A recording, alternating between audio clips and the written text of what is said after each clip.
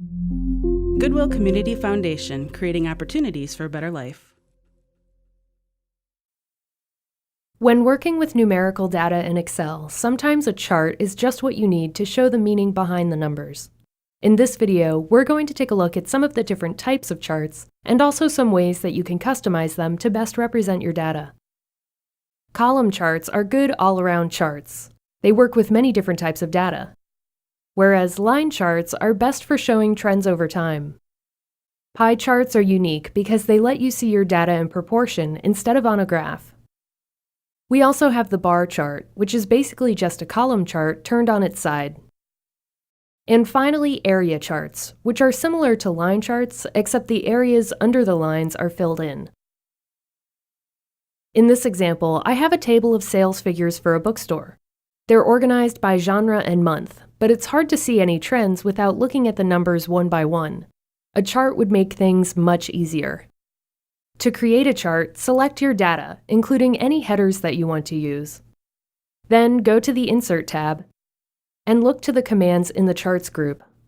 For this data, I think I'll go with something in the column category. This one looks nice and simple.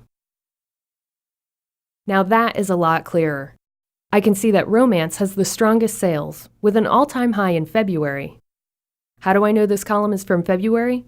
Well, below the chart, there's a type of key called a legend, and this tells us what each color represents. Right now, the columns are grouped by genre, but you might prefer to see them grouped by month instead.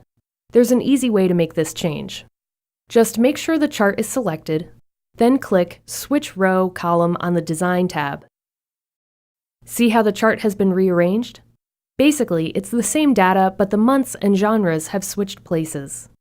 You can always experiment with this to see which option is going to work best for your data.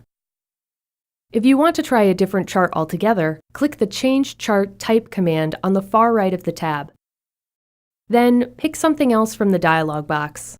I think I'll go with a line chart this time. Line charts work well for data like this. For example, we can see right away that mystery novels are starting to catch up with romance. But sci-fi and fantasy sales have stayed consistently low. If you want, you can change the chart style to give your chart a different look and feel.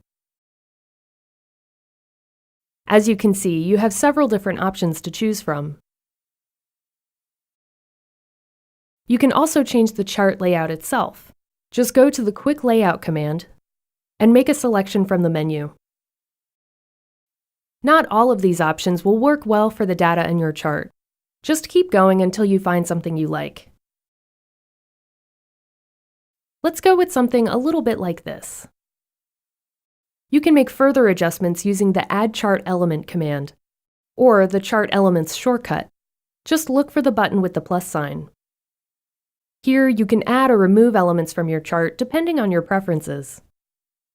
Or you can click the arrow to the right to access even more options. To edit one of your chart elements, like the chart title in this example, all you have to do is select the placeholder, then replace the text.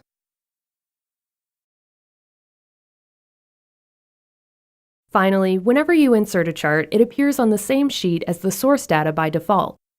If you want, you can move it to a different worksheet by following these steps. First, make sure your chart is selected, then click the Move Chart command. Next, select the sheet where you want the chart to go. In this example, we'll choose New Sheet. When you're ready, click OK. And now the chart appears in whatever location you chose.